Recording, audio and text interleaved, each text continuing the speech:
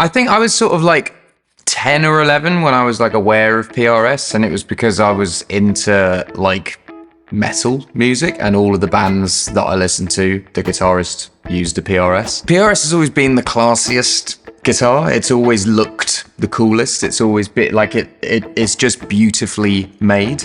All of my friends that I grew up with at school who played guitar, it's like the guitar that they bought when they first got their first jobs, and it was like the pinnacle of electric guitars, I think.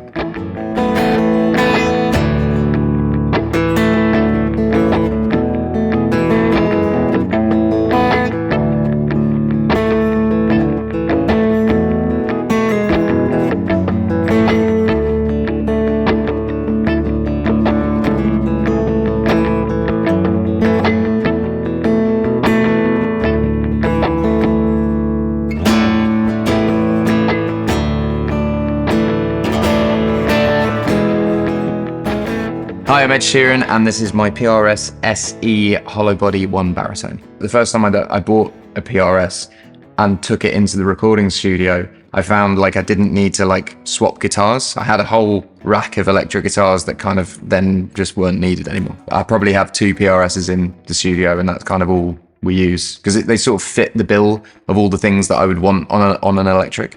I had been in touch with Beverly from PRS for, I guess, like 10 years. It was definitely pre-Silver Sky, I think, the first time that we linked up, because I remember when John launched the Silver Sky, he gave me a prototype model, and we were definitely in touch by then. The model that I have that looks like this, that isn't a baritone, it came around the time my first child was born. Hollowbody with the cherries as the inlay. Probably my most memorable performance of it, though, is I played Bad Habits at the BRIT Awards with Bring Me the Horizon, and it was like a big rock moment. That was a time where I could, I guess, showcase the type of music that I grew up playing.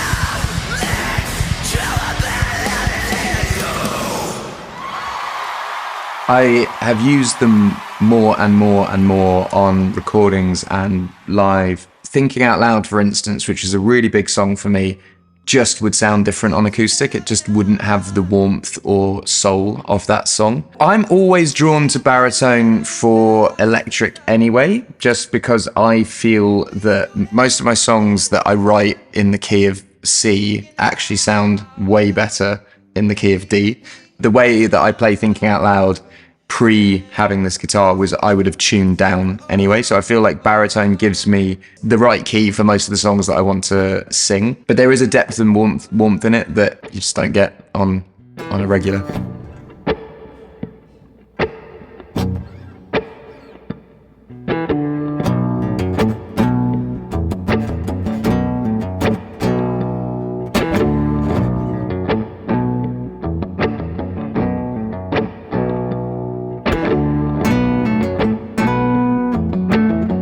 I feel like people associate me with acoustic guitar and gentle songs, and I have a long, wide catalogue of music that doesn't all fit within a small acoustic guitar, you know? I made a song with John for the Formula One movie, and I wanted to have a baritone guitar for it, and I asked, do you do a Hollowbody baritone? And the answer I got was, no, but that's an interesting idea. So we built a prototype of the Hollowbody baritone, which I used on the song, in the music video, for performances of that, and have been using it on tour for the last sort of like 8 months. The song Drive from F1 the movie together for the very first time. Rami Jaffe, Pino Palladino, Blake Slatkin, Dave Grohl, John Mayer, and Ed Sheeran.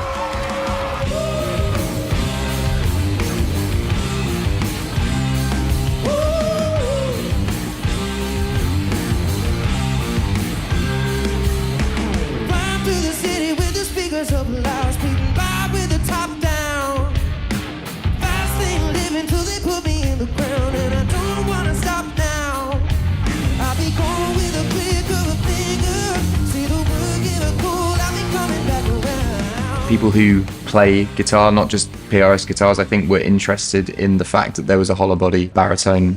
So we thought, let's make a few.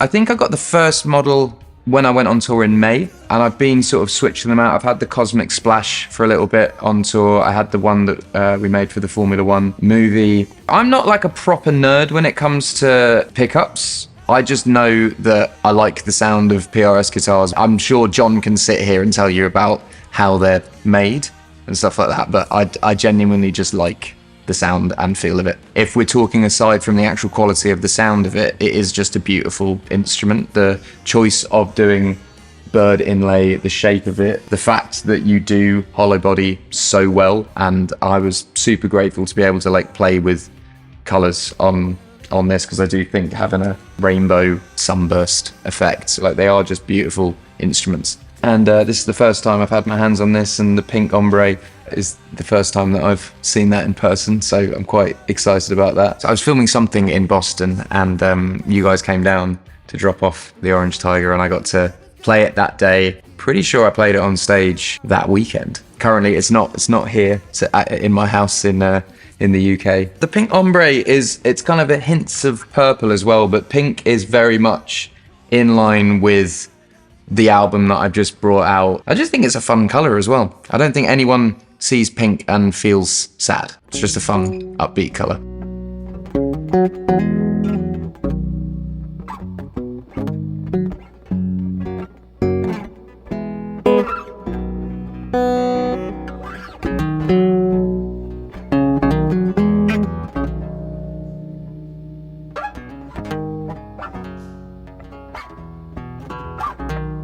Yeah, it's been a really, really fun process creating this. I think it's no secret in the guitar community, I've been heavily associated most of my career with a brilliant acoustic guitar brand from Northern Ireland, Loudon, and throughout that time have played a PRS on stage, but being given the opportunity to create something that I actually need and want, something that works the way I need it to in the recording studio, the way I need it to on stage. And I find it sort of surreal that I'm now an adult, and having been a young child lusting after these guitars and wanting one, and now creating essentially a new model with such a brilliant company with such a like diverse history of guitar making. It really does do a hell of a lot of things, and I wouldn't say that I am the world's greatest guitar player. I can play what I can play and I can perform how I perform, but I think as a guitar it will be able to fit in so many great scenarios. I have friends that